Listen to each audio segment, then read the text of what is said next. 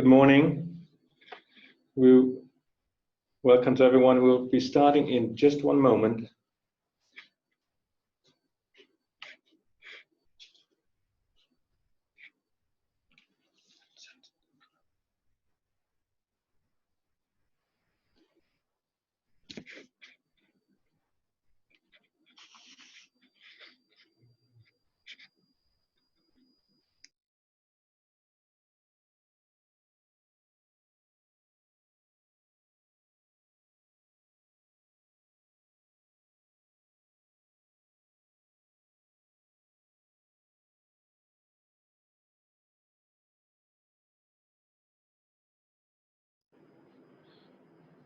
Good morning again. We'll just allow people to join, for those that are arriving slightly late.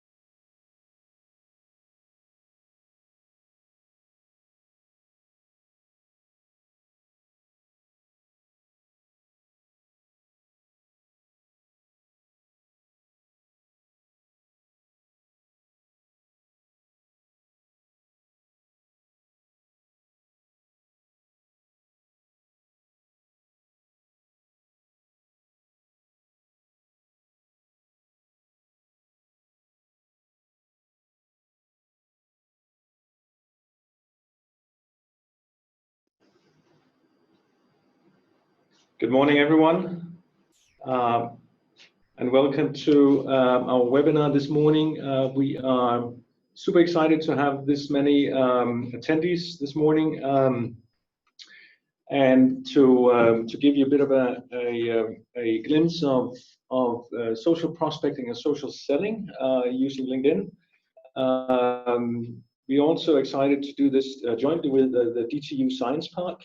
And we've had some very good discussions about how to make this as relevant as possible for the members of that community, whether it be life sciences or IT or clean tech or other types of industries that you guys are involved in.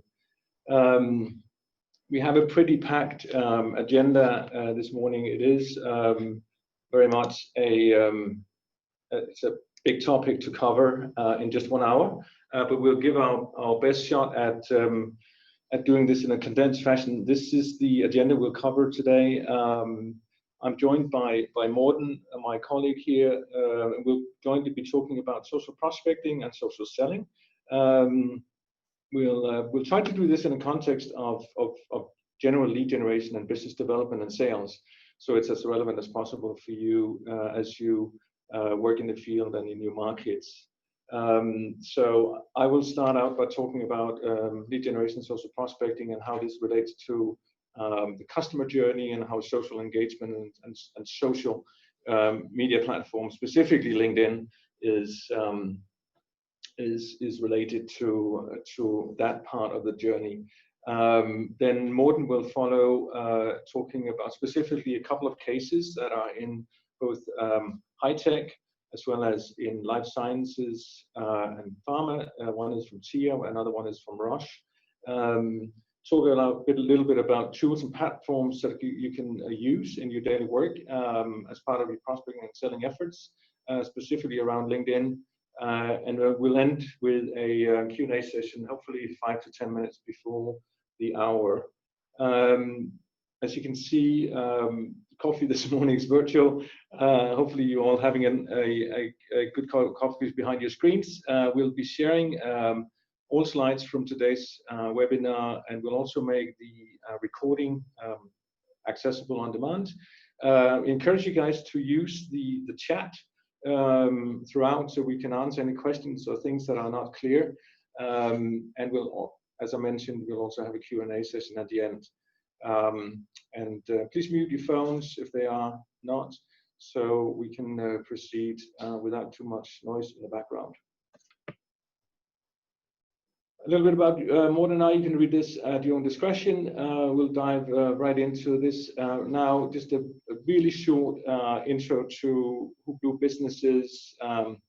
We are a lead generation and account-based marketing agency focusing on a number of things, as you can see on the slide. I don't want to dive into too much of that, but everything that we'll be talking about today is in the context of B2B, lead generation, and specifically how social media and LinkedIn and social selling fits into that context.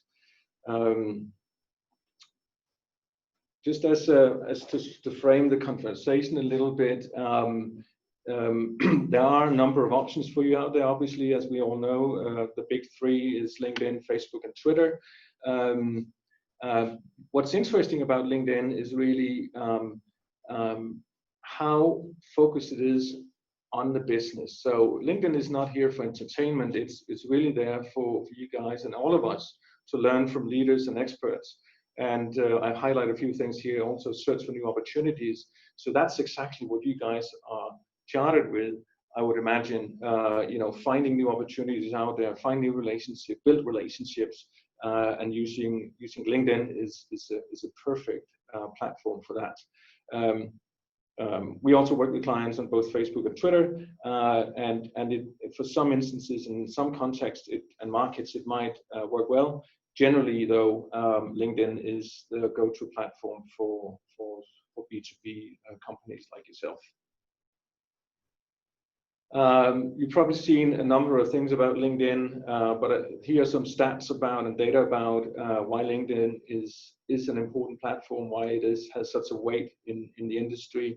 You can see that 45% of all social media traffic that comes to your homepage comes from LinkedIn. There's a large amount of seniority or senior level type decision makers in that space, and they're very active. I think Morten will also cover some of the stats in terms of how much time they spend on LinkedIn every day. So it's a very good platform if it's used appropriately. So let's dive a little bit into the topic of today. What you see here is basically a customer journey. There's a number of ways to show this. This is one way we're showing it in terms of what is the customer, what is that journey that your prospect and future customer is on. It is very digital. We do know that between 65 to 80% of the journey is happening online. So that's a reality we all need to adapt to. And as you can see at the top here, social prospecting, social selling will have some crossover, and there may be some gray areas in terms of when is a social prospect, when is a social selling. It really depends on how you use LinkedIn and how you work in your daily work. But we'll try to cover both topics today. What is super important is that that in your organizations, if you can, you work and you have the capacity to it, that you work with both sales and marketing about these efforts, so that there's a clear distinction between what's happening here at the top of the funnel, if you like, and what is happening as you build and expand and nurture on your relationships. Something that Morten will be covering a bit more in depth.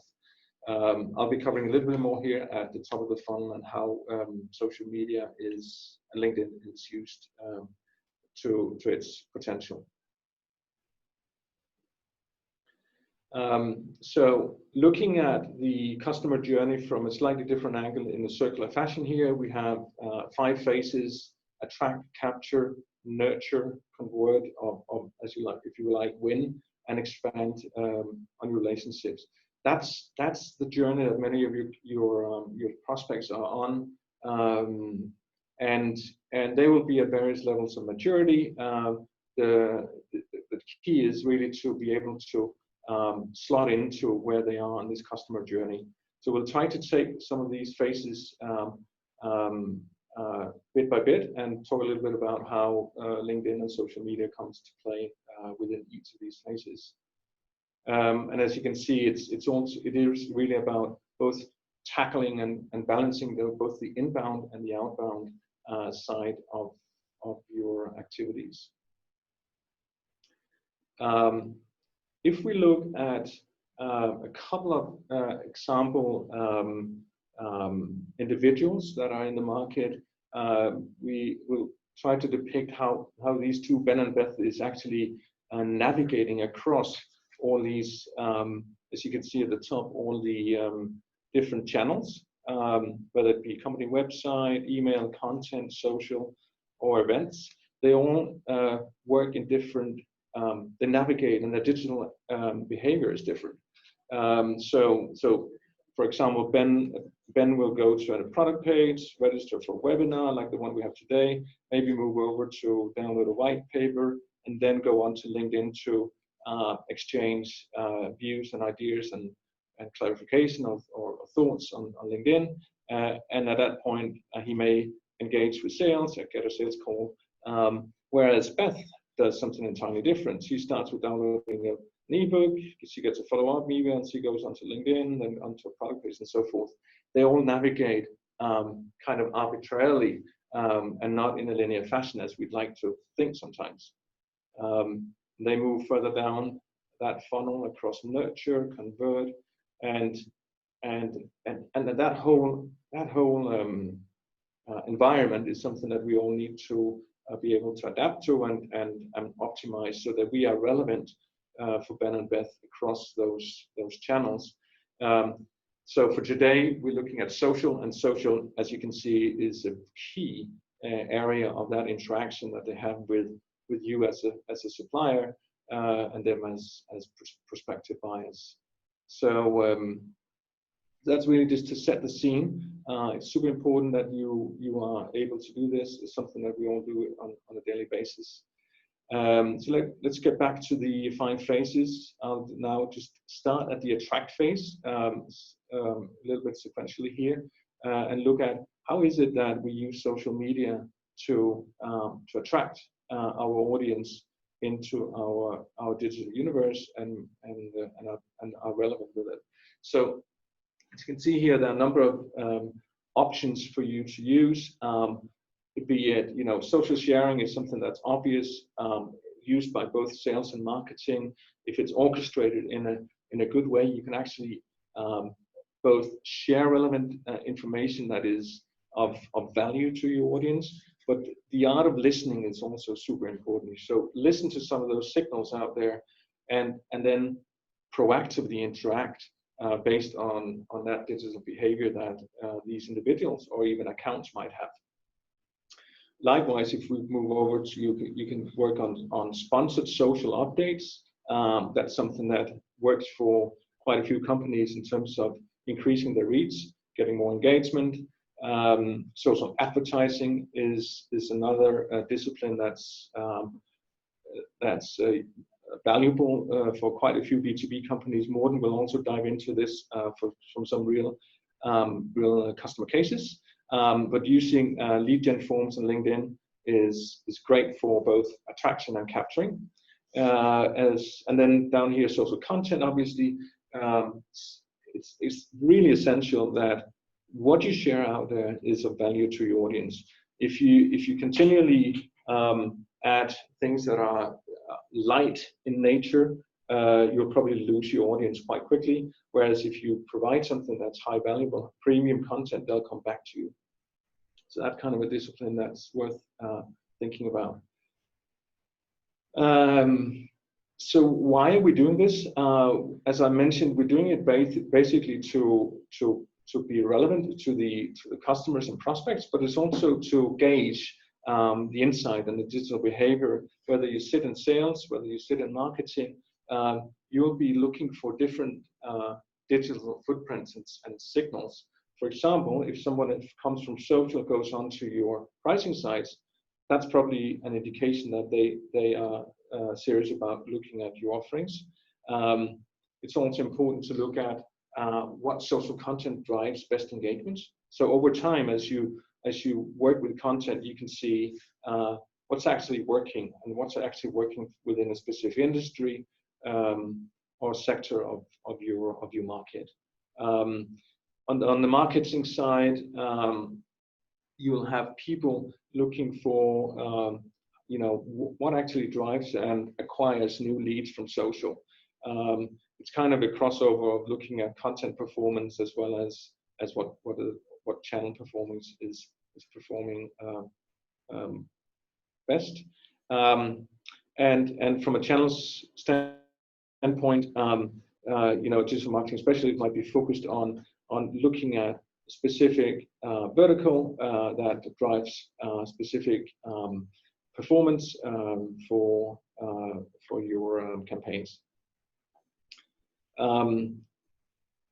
We encourage using platforms to actually capture all this. So marketing automation platforms are super important to look at collectively how are these individuals navigating. That's why we're talking about striking the balance between a number of digital channels, not only social. So if you can look at, here's a thought example by the name Nikola Tesla, no longer on this earth, but he is actually navigating your digital channels in a variety of ways.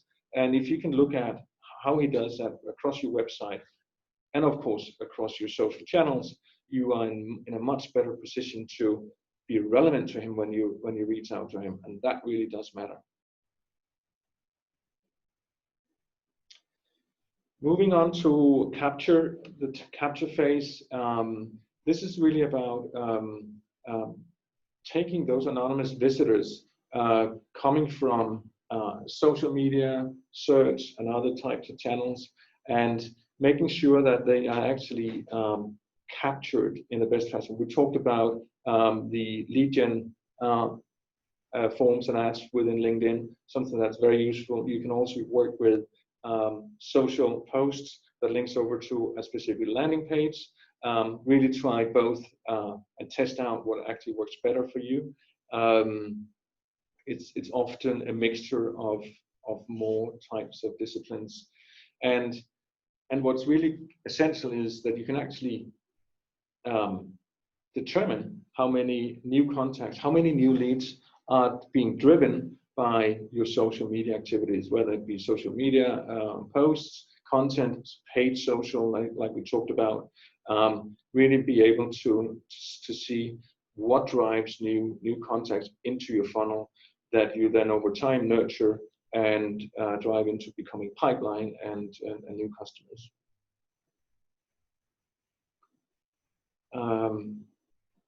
Very quickly, actually, on the capture side. So there's a number of things we can talk about, but given the time today, we'll have to rush further into the next phase. So nurture is a key phase of this. As you know, this working with relationships, it's over time that you gain their credibility and their trust. So as part of that, you really need to listen what is happening out there on social media. And this is not a small effort. It's something that you can do in an orchestrated way, or it's something you can do as part of your individual efforts. But listening to what is actually being shared on social media and interacting proactively with queries makes a huge difference. And I think we have some stats later in the presentation that talks about the idea of being timely in your response. So what you see on the screen here is an example of drawing in your feeds from LinkedIn based on different types of topics, and looking at what people are asking, so you can respond right away and timely, so that people feel that they're being looked after. That's actually my part of the presentation. I think I'm a little bit ahead of time, but I think that's good for you, Morten. All right. I'll hand it over to you. Thanks very much. Good morning, everybody.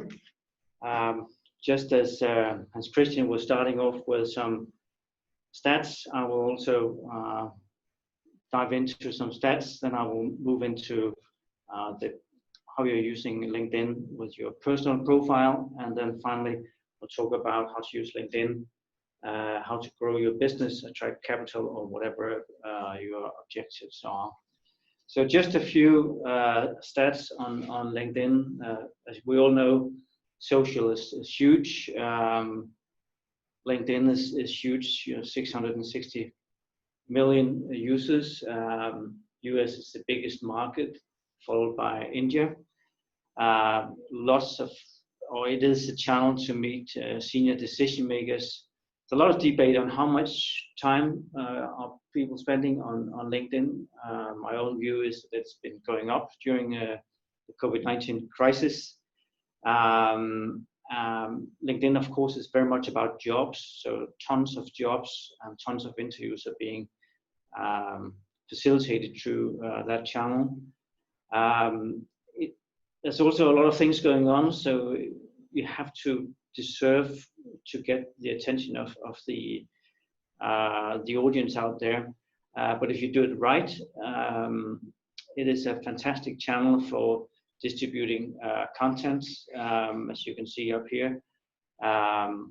It's also considered one of the best, although these figures are from LinkedIn, it is considered a very strong B2B channel for lead generation.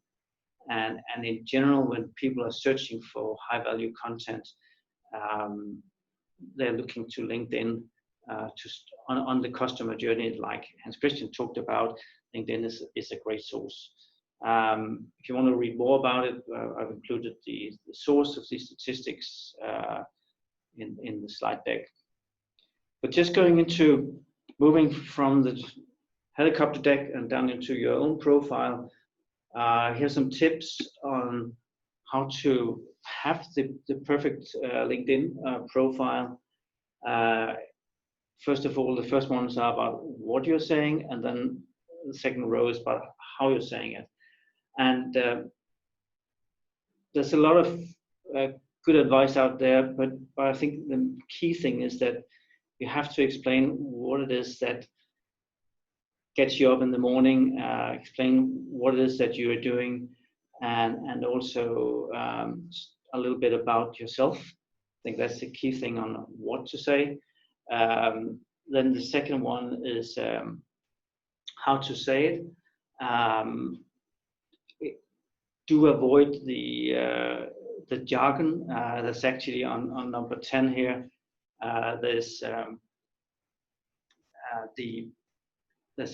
a link actually in the article below here where you can find the most misused buzzwords on LinkedIn. So avoid creative, strategic, what have you, and finally ask what you want. So do look at your own profile.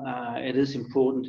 I've actually collected some examples of people who were doing it quite well.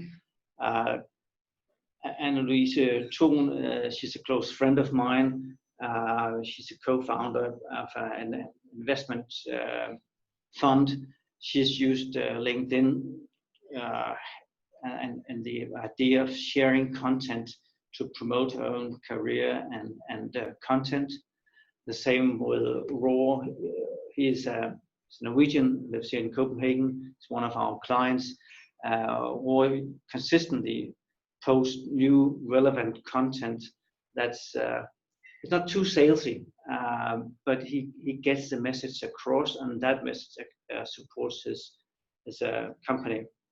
And finally, I would like to highlight Ulrich. Ulrich, he's the CEO of a startup, Miku, and I like this. His mission is to make it possible to provide warm blood to any bleeding patient. I mean, that's nice. That's compelling. So I think, whereas the two others have a very traditional profile, I think what Ulrich has done is really cool. He's set up right up front that he's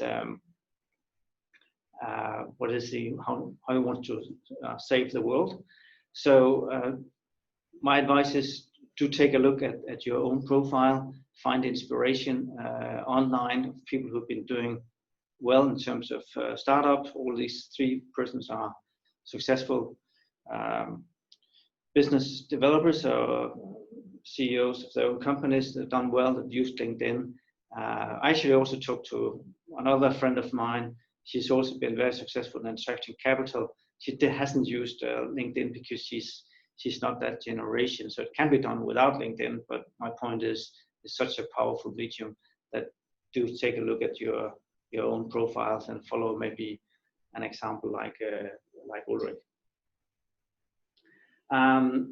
So what else can you use LinkedIn for? This was the personal, on a personal level.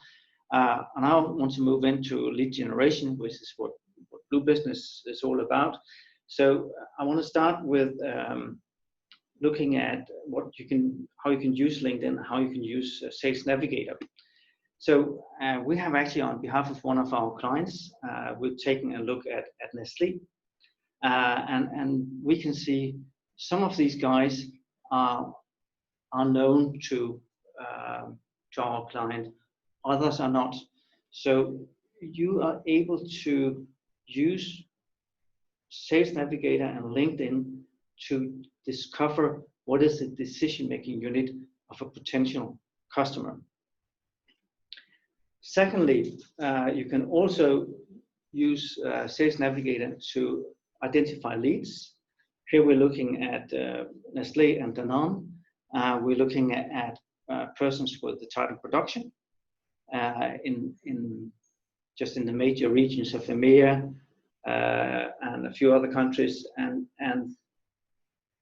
it comes down to, depending on how you cut the cake, that Nestlé or Danone are not just 2 companies. There are a lot of individuals, and you can attack these individuals, and that's what I want to talk about. Coming slides, how do you use the data of LinkedIn to get your message across to companies they want to do business with or attract capital? One of the ways is LinkedIn content sharing. I'll talk a little bit about how that's done and show you examples of LinkedIn content sharing. It gives us the ability to share a targeted, personalized message to a specific audience. So just going back a little bit to this one, you could decide that you wanted to reach out to those 715 people. What's interesting about LinkedIn content sharing is that it actually goes into the notification part of your LinkedIn. We have done this for a number of clients, includes Vision or Microsoft, Lenovo, and also smaller companies like A&D Resources in Denmark and Amatec. So it can be used by any other company. It's actually not in-mail. Some of you may have seen it. It's not sponsored feed. It's actually, as I said, it's content sharing in the notification setting. And so when you get a notification, it moves from 5 to 6. How's it executed? So basically, you provide us with a list of companies, accounts and companies that's the same, and job titles that you want to attack. We identify these persons on LinkedIn. You get the list for approval. Then the trick is that you then find a profile from your own company. It could be a key account manager, it could be you as a CEO or whatever your job title is. But typically it's a person who has client-facing responsibilities. And so we get access to that person. That person publishes an article on LinkedIn, what we call a pulse article. There's an alternative to this, and you can actually choose a secondary profile. So you can choose an influencer or somebody you know very well, say, hey, have you seen, if it was in our case, Hans Christian, have you seen, I could send a message to my target audience saying, hey, have you seen that Hans Christian has written an article about social media? So that's also possible. So in any case, the message is shared, and we then start the sharing, and then we are able to report in terms of views, likes, and comments. So it's a very powerful way of reaching out to persons that are normally not on your first level, and that's a unique thing about content sharing. Warning though is that if you're doing this, or you want to do this, you have to have relevant content. Don't send them a message that you have a special offer, buy 3, pay for 2. You have to have serious, relevant message because you're entering into the notification section of person's LinkedIn profile. So you better have something important to tell him. If you do it well, it's very powerful. We see response rates of around 10 to 15, 20%. So it is a very powerful medium, but it's not, you can't spam people. So you can do it 2 or 3 times a year, for instance. But it's a very powerful way of getting your message across. Another problem that you can solve using LinkedIn is social prospecting.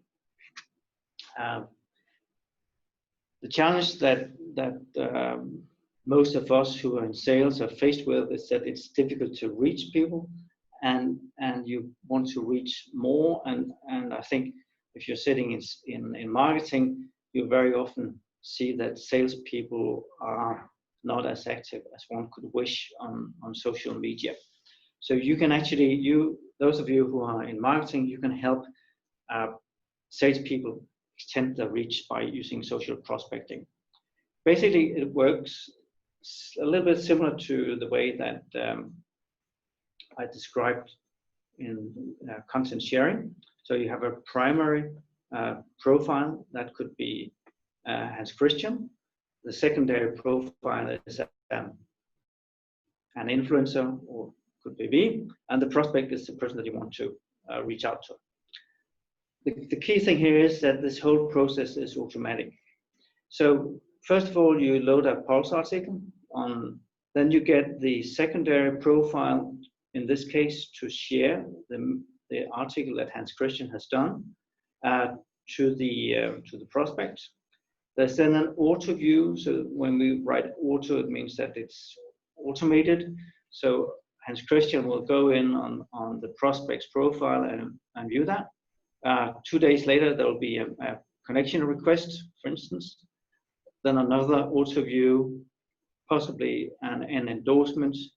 And then you could send a pitch message saying, hey, I can see that you're working with software, whatever, XX category.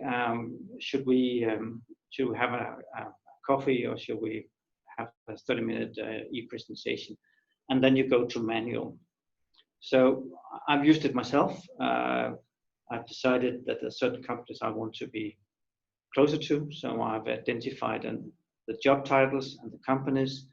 And then I use Sales Navigator and a tool. I want to share that with you as well. There are a number of tools available that can automate some of the processes that I've described here. I encourage you to look at Sales Navigator, look at LinkedIn Helper, DocSoup, I use myself. One2Lead is also a tool. So these tools work as a plugin to LinkedIn and will enable you to automate, for instance, a process like social prospecting. You can actually do that yourself using DocSoup.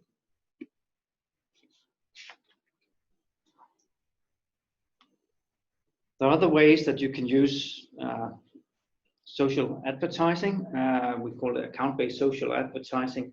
where we are combining kind of the best of LinkedIn with the best of Facebook. And Christian was also already talking about Facebook, and I want to come back to Facebook when I'm showing the case we have for you today. But I think it's fair to say that LinkedIn is a high precision medium. Facebook has a much wider reach. The trouble is that you have a lot of wastage, and if you're in B2B as we are, you don't want to be on Facebook on your own. So what we are proposing is that you use LinkedIn advertising to get the precision. So you have an advertising campaign on LinkedIn that drives traffic to a landing page. On that landing page, you have a Facebook pixel, and when you have sufficient data, you use the power of Facebook. They have some great tools where you can customize your audiences, do retargeting, a lot of other interesting stuff. So Facebook can be a very valuable channel for B2B companies as well. I don't know whether you know this, but if you advertise on Facebook, you actually also advertise on LinkedIn. On a number of other digital channels through their extended network. So do consider Facebook in your advertising plans. But going back to LinkedIn, if you do LinkedIn very well, it is a powerful tool. Hans Christian talked about covering the whole customer journey. We very often in lead generation talk about awareness, consideration, and decision. And if you have an approach where you're constantly testing and learn and understand how the audience is behaving, you can actually create campaigns that are multi-language and which are guaranteeing you a number of specific leads.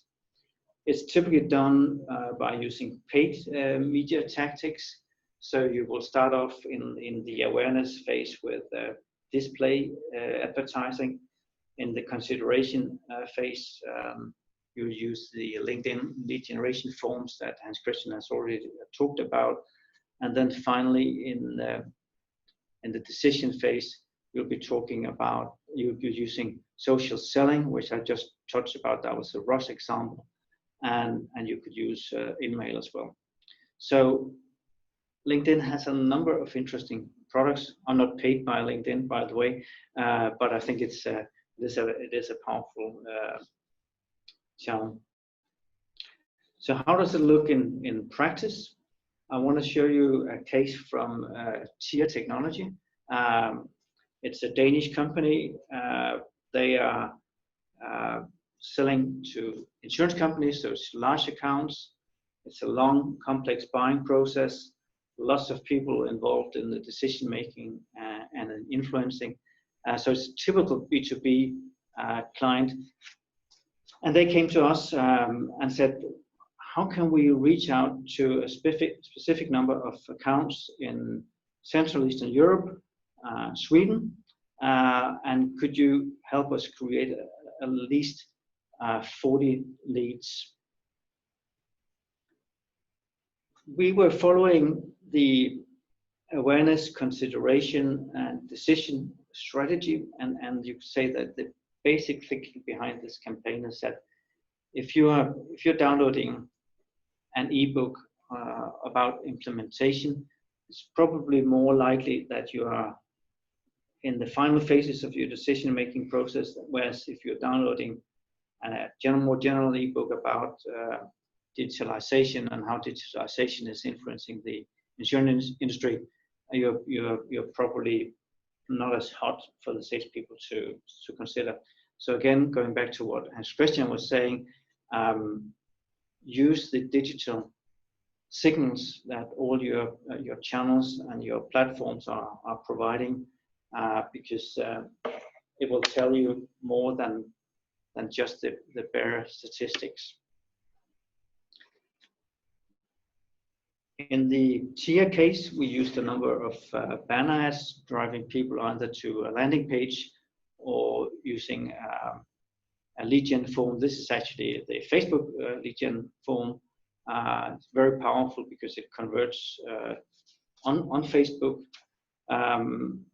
We could also convert, or the prospects could also convert on a traditional landing page.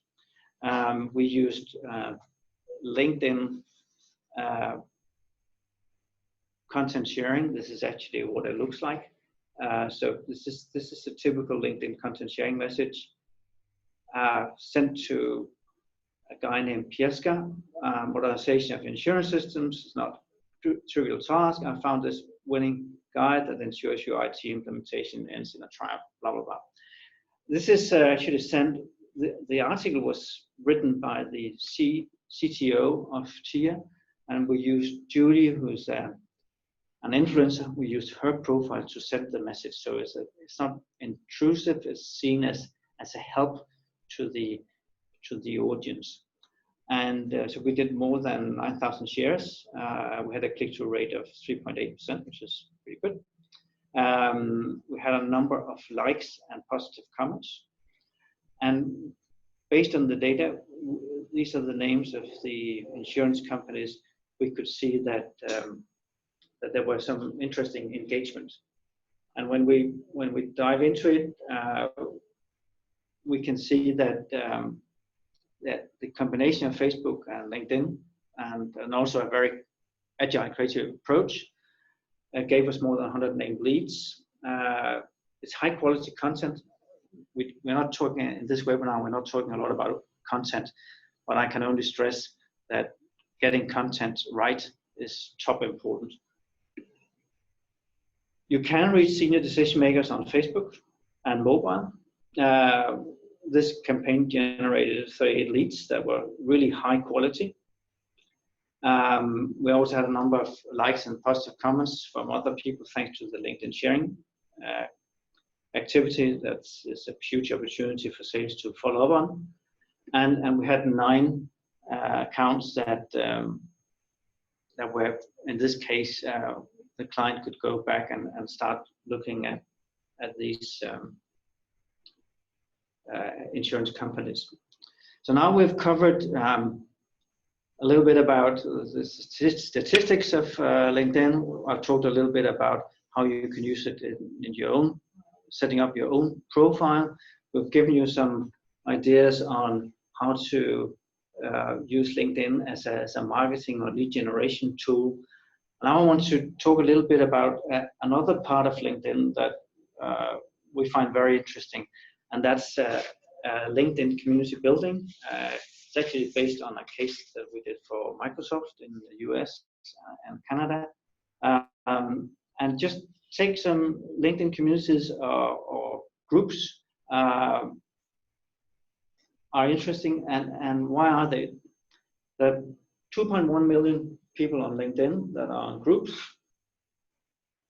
People say that LinkedIn users consider it very helpful to be on LinkedIn groups. If you do it right, probably a majority of your target audience will be on LinkedIn. I'll be very surprised if they aren't. If you're a little bit critical on most of the groups out there, it's very much broadcast, it's very much one way, and there's very limited engagement, and we wanted to change that. And so if you agree on the idea that why do you join a group? You join a group to learn, to grow, understand, be challenged, be more successful, and you don't want to be sold to. That's the basic idea here. So when you do this, you do it right. it's GDPR compliant, and it allows you at a later stage to do one-to-one communication. And the decline in email marketing is kind of avoided. So it's about building a tribe, and once they are kind of open to your messaging, they are also open to your more commercial audiences.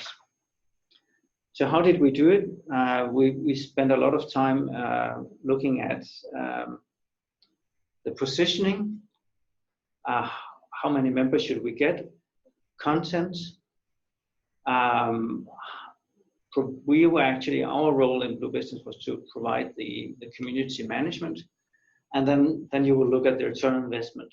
How many visitors do you get, and how many lead generation and social selling opportunities do you get?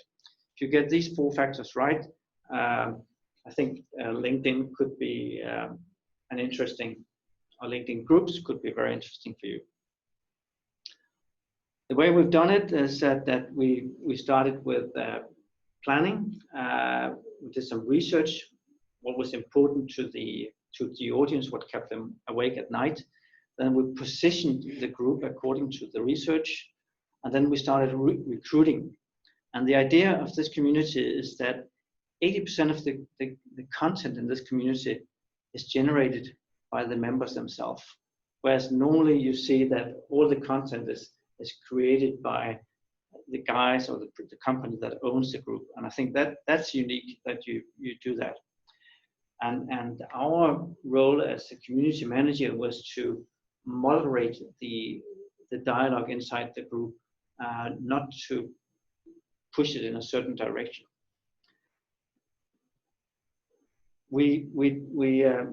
The audience was certified public accountants in the US and Canada. And as I said, the idea was to create an 80-20 content balance. So 80% was created by the members, not by us. And the idea is that here, that if know you, like you, trust you, buy you. Same as awareness, interest, conversion. Gotta build awareness before you can, and build relationship. I think Hans Christian was also involved in that. So the process was this: we positioned the community according to the needs of the audience. There should be a reason to join. Why should I join a community I don't know of? So we did a survey of 400 CPAs, discovered what kept them up at night, and then we did a content strategy based on the content that Microsoft already had, and said how much of that content is actually relevant and available for this audience. Planned it ahead, 3 to 6 months content calendar. We carefully looked at the audience, and that's one of the great things about LinkedIn.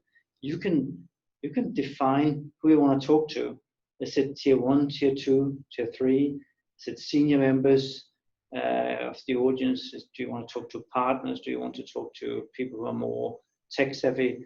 There are lots of angles of how you can cut this audience. We actually established a growth target, as I recall it. We had a growth target of 200 members per month. We more than achieved that, and we were of course tracking the progress. We had bi-weekly agency meetings, and we had a monthly client meeting with the agency.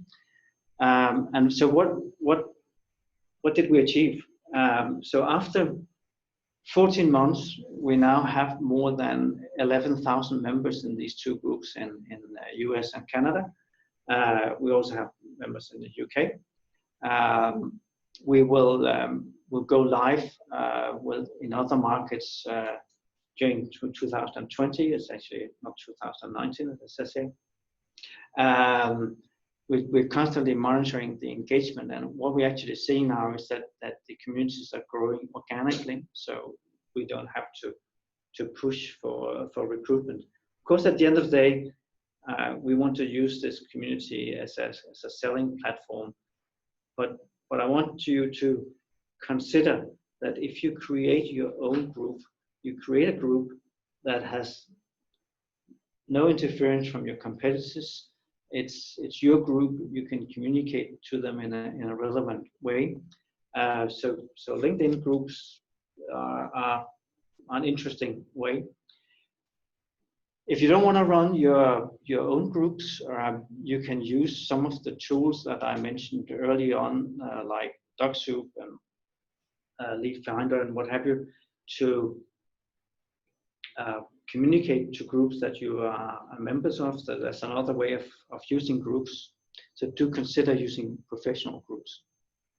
I think we are a little bit ahead of schedule. Just wanted to finish off by saying that LinkedIn is, in our view, is a fantastic channel. It's a channel that can't stand alone, so you still have to do in-person meetings, even in these COVID-19 times. You still do events, or at least some of them might be digital. You still have your website, your email, your content marketing, your advertising that kind of support you across the customer journey. So do consider your presence on LinkedIn. I want to thank you for your time. I don't know how many of you have listened to us throughout I don't know whether you have the stats, and Christian, but thanks for your time. We will be sending you slides afterwards. And we are ready to take questions right now, I think, Hans Christian. That's right. Will you manage the... We've had some questions already on the chat. Let's see if there's any more. I just encourage everybody to raise any questions if you have, please do. One question, Morten, that might be of interest to you as well is the, let me just find the chat. I think we had a question about Ulrik's posting, that how do we measure results? Okay. And I've just tentatively answered that. Essentially, it's about, we emphasize Ulrik both for message and content and style, but also in terms of obtaining leads in the marketing automation platform and so forth. Right? Yeah. Any other comments you want to make about Maku? I think Maku is a good example. They have a very narrow, well-defined target audience. So for them, it's not difficult to find the audience.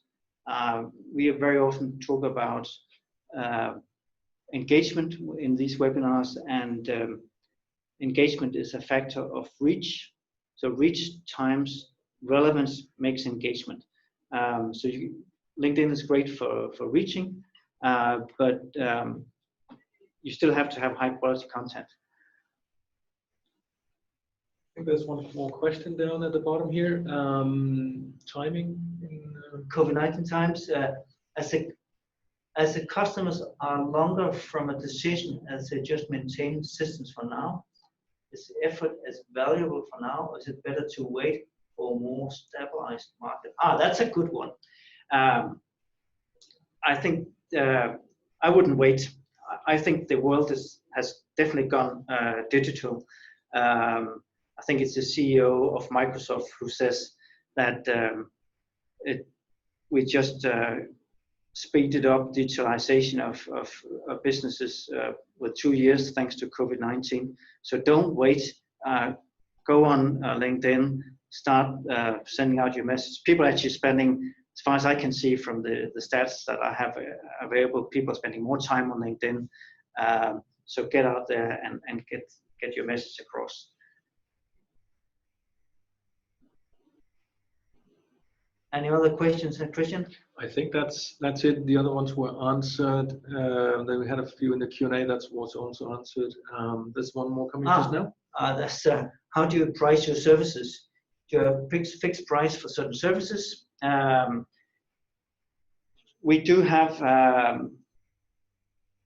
not a fixed price for services. We normally take a look at the project and the business case, and then we agree on a scope of a project, and then we evaluate afterwards.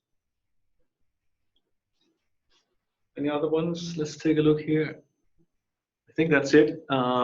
We also on time, so I think we just want to wrap for today. So thanks everyone for staying on so long. We've had a really high attendance today, and feel free, as Morten says, to reach out individually if you like, as well as of course to the DTU Science Park marketing sales teams. So thanks for your attendance and have a nice day.